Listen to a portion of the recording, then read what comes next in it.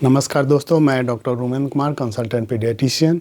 और आज के इस वीडियो में हम लोग बात करेंगे जहरीली शराब से होने वाली मौत के विषय में। तो जैसा कि आप सभी ने सुना होगा कि अभी हाल ही के दिनों में बिहार में जहरीली शराब पीने से काफ़ी लोगों की मौत हुई है और इसके वजह से काफ़ी हंगामा मचा हुआ है। सरकार और विपक्ष दोनों एक दूसरे पर ठीकरा फोड़ने में लगे हुए हैं। तो आज के वीडियो में हम लोग मॉडर्न मेडिकल साइंस के द्वारा जो जहरीली शराब से होने वाली मौत का कारण है और क्यों इसमें बचाव जो है संभव नहीं हो पा रहा है, इस पर बात करेंगे। तो सबसे पहले हम लोग बात करते हैं कि शराब और जहरीली शराब में क्या अंतर है। तो शराब का जो मुख्य घटक होता है वो इथाइल अल्कोहल होता है और इथाइल अल्कोहल जो है शुगर को फर्मेंट करके शराब गलाकर बनाया जाता है, जबकि जहरीली शराब का जो मुख्य घटक है वो मिथाइल अल्कोहल है, जिसको दूसरी भाषा में मिथेनॉल या वुड अल्कोहल भी कहते हैं। और इसका मुख्य उपयोग जो है एज ए क्लीनिंग एजेंट होता है, ख़ास करके जो फर्नीचर के काम होते हैं उसमें ये as a cleaning agent use होता है। और तो ये आखिर इतना ख़तरनाक क्यों है? ये इतना ख़तरनाक इसलिए है कि अगर कोई व्यक्ति 15 ml मिथाइल अल्कोहल का सेवन करता है तो उसकी आँखों की रोशनी परमानेंट चली जाती है और वो अंधा हो जाता है। और अगर कोई व्यक्ति सिर्फ 30 ml मिथाइल अल्कोहल का सेवन करे तो उससे भी उसकी मौत हो सकती है। हालांकि मॉडर्न मेडिकल साइंस में जो इसका फैटल डोज है वो 75 से 100 ml बताया गया है। और अब हम जानते हैं कि ये जो मिथाइल अल्कोहल या जहरीली शराब का घटक है उसका दुष्प्रभाव होता क्यों है। तो शरीर में जब कोई भी आदमी इस जहरीली शराब को पीता है तो उसका जब एब्जॉर्प्शन हमारे जो भी इंटेस्टाइन है उसके द्वारा होने के बाद उसका एक मेटाबॉलिज्म होता है जो मुख्य रूप से लीवर में होता है। और इसमें जो है उसका जो कन्वर्जन होता है वो फॉर्मिक एसिड नाम के और फॉर्मल्डिहाइड नाम के मेटाबोलाइट्स के रूप में होता है और यही उसके दुष्प्रभाव के लिए रेस्पॉन्सिबल उत्तरदायी है। इसमें अब हम लोग जानते हैं कि कितना हमारे शरीर के खून में जो ब्लड लेवल है वो अगर मिथानॉल का होगा तो वो काफ़ी सीरियस होगा। तो मॉडर्न मेडिकल साइंस के अनुसार 50 मिलीग्राम प्रति डेसीलीटर से ज़्यादा अगर मिथेनॉल हमारे ब्लड लेवल में है तो वो सीरियस पॉइजनिंग को दर्शाता है।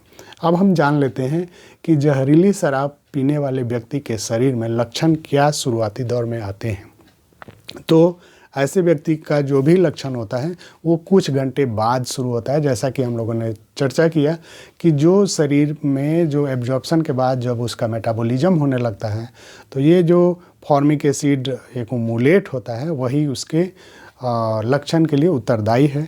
तो इसमें शुरुआत में मरीज को उल्टी होती है, सिर दर्द होता है, पेट दर्द होता है, उसे बेचैनी होती है, मरीज बेहोश होने लगता है, मरीज की सांस तेज़ चलने लगती है, उसे सांस लेने में तकलीफ़ होती है, मरीज का धड़कन धीमा पड़ने लगता है और मरीज का ब्लड प्रेशर कम हो जाता है। मरीज जो है मानसिक रूप से असंतुलित हो जाता है, उसे सही गलत का ख्याल नहीं रहता, उसे चमकी के दौरे पड़ते हैं और अंततः मरीज कोमा में चला जाता है जहां उसको अपने सराउंडिंग से वो कट ऑफ हो जाता है, उसे कुछ पता नहीं रहता। और आँखों में जो है हमने चर्चा किया कि मरीज को रेटिना के डैमेज के कारण वो पूर्ण रूप से अंधा हो जाता है और उसे कुछ दिखाई नहीं देता। और इस जहरीली शराब पीने में जो मौत का मुख्य कारण होता है वो रेस्पिरेटरी फेलियर रहते हैं, यानी मरीज के सांस लेने का जो सिस्टम है वो कार्य करना बंद कर देता है। अब हम लोग जानते हैं कि आखिर कैसे उसमें बचाव संभव है और क्या दिक्कत आती है मरीज का इलाज करने में।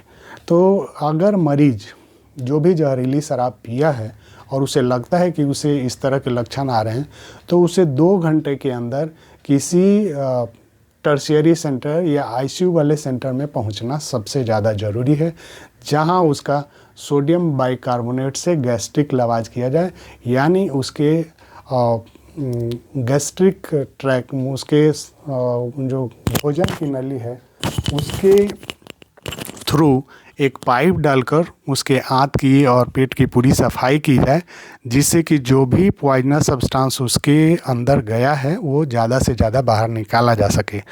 और इसके बाद जो भी ट्रीटमेंट है वो सपोर्टिव ट्रीटमेंट है, यानी मरीज को अगर सांस लेने में दिक्कत हो रही है तो उसे वेंटिलेटर की ज़रूरत पड़ेगी, उसे मैकेनिकल वेंटिलेटर पर डाला जाएगा और जो भी रिक्वायरमेंट होगी ऑक्सीजन और वेंटिलेशन उसको दिया जाएगा। अगर मरीज का ब्लड प्रेशर घट रहा है तो उसे क्रिस्टलोइड्स IV फ्लूइड्स के द्वारा या जो भी आइनोट्रोपिक ड्रग्स हैं उनके द्वारा उसको कंट्रोल करने और नियमित रखने की कोशिश की जाती है। अगर मरीज़ का किडनी प्रभावित हो गया यानी पेशाब होना बंद हो गया, उस परिस्थिति में उसे हेमोडायलिसिस की ज़रूरत पड़ती है। और लास्ट में जो इसका ड्रग ऑफ चॉइस है वो है फोमेपिजोल। लेकिन दुर्भाग्य की बात यह है कि यह जो दवा है यह अपने देश में इंडिया में कमर्शियली अवेलेबल नहीं है। तो हम उसका नाम तो जानते हैं कि फोमेपिजोल चलाने से मरीज को बचाया जा सकता है, बट अपने देश में यह उपलब्ध नहीं है, कमर्शियली अवेलेबल नहीं है। इस कारण से मरीज का जान बचाना काफ़ी दिक्कत होता है।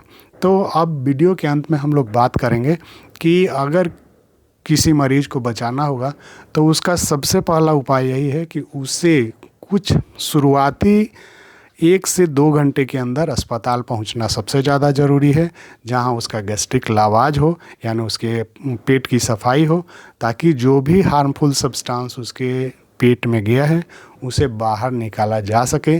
क्योंकि एक बार जब टॉक्सिक मेटाबोलाइट एक्युमुलेट हो जाएगा तो फिर उसको जो काटने की दवा है वो मैंने बताया कि उपलब्ध नहीं है।